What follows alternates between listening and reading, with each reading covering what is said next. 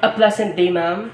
First of all, I would like to apologize for submitting this late because, to be honest, our place was struck and devastated by the recent Typhoon Odette, and the signal was so weak, or there's no connection at all in Globe and Smart, and there's also no electricity. And I'm very stressed for the past weeks. Even celebrating my Christmas and New Year's Eve was somehow not the same thing as to what it feels like in Christmas season or in New Year's celebration.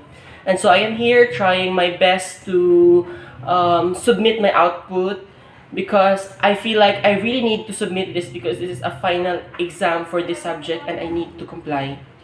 So from the three questions, let's start up with the first question, which is, how do you see the beauty in the midst of calamity? So this is on the spot because, yeah, there is no time for preparation, but I know that I'm capable and I know that I can manage to answer this question based on my opinion and with my heart and with the genuine opinion of mine. Well, for me, the beauty of this pandemic, still, the people help lift one another, especially those who were victims. As we can see in the news or in social medias, which the information or the incident were scattered, we can see humanitarian acts, people helping one another to help those in needs. My family somehow in Surigao del Norte, they were like their places were really shattered and they were homeless. So and they need a lot of foods, water, and the sad thing that time is that there is no news without even information that came out to see if what's the current situation or to check even the family to have contacts. And it's really sad because these things are the basic things that we have, but we are lack of it at the moment because yeah, of the sudden loss of everything. But still, as Filipinos, we are known to be resilient. Although they said that we should not romanticize or tolerate the resiliency, but I'm very proud to say that we are able to rise despite of all this because these are challenges that for sure we can surpass, that we can overcome at the right moment. Right now, there are a lot of donations coming from different organizations, private companies, celebrities, public figures, the politicians, and everyone.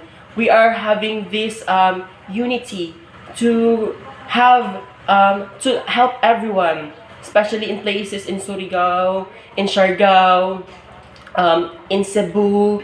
And I'm praying that as time goes by, we can be able to overcome and we can be able to um, rise again and to establish the um, to bring back those losses that we have because we I know that these are challenges that attest how strong we are enough to handle the situations because as long as we have the faith and the courage to do so, then surely we can make it. And I see it's beautiful because um, there is no like someone is really helping one another, and that's the essence of it, and that's the important things that we need to possess in our life. We should also open our heart to help one another because somehow sometime I mean in the near future, if you will need someone's help, then people will eventually open their hearts too. So from the second question, how do you see humanitarian efforts today? Well, as I have said that I'm very flattered, I am overwhelmed because people are really helping each other. The humanitarian efforts are very organized. The people are really helping one another. I'm sorry for the repetitive words about helping each other, but this is really the reality that people are lifting one another because it's really sad to see that People are crying, are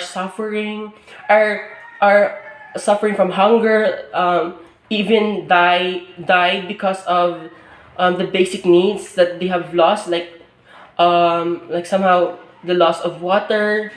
So we have to really thank God because of all these things. Still, we are here and we are fighting for this life. To see so much, to see the humanitarian acts of people having in social media, like they are raising fund, just to gather or to solicit monies for those who are also like wealthy or fortunate in life.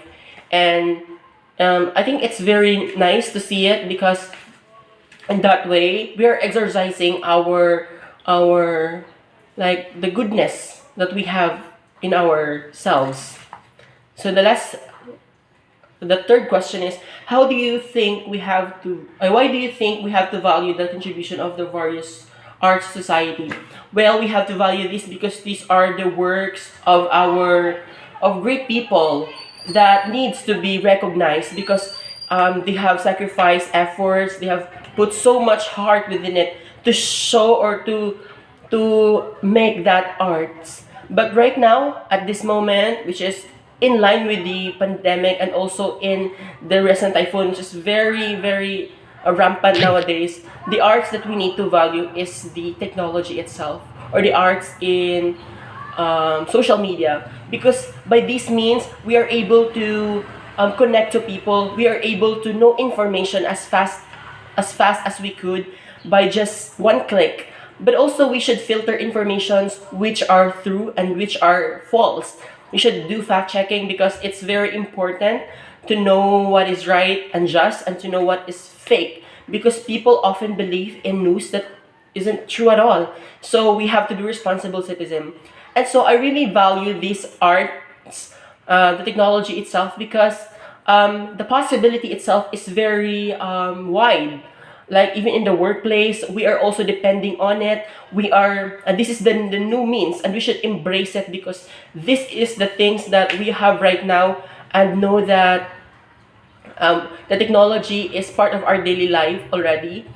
As I have said, the work, and even in our education system right now, which is we are dependent on social media, like in Google Meet, in Facebook, in Messenger, in Gmail. So we have to value all these things because this is the new normal and we need to embrace it.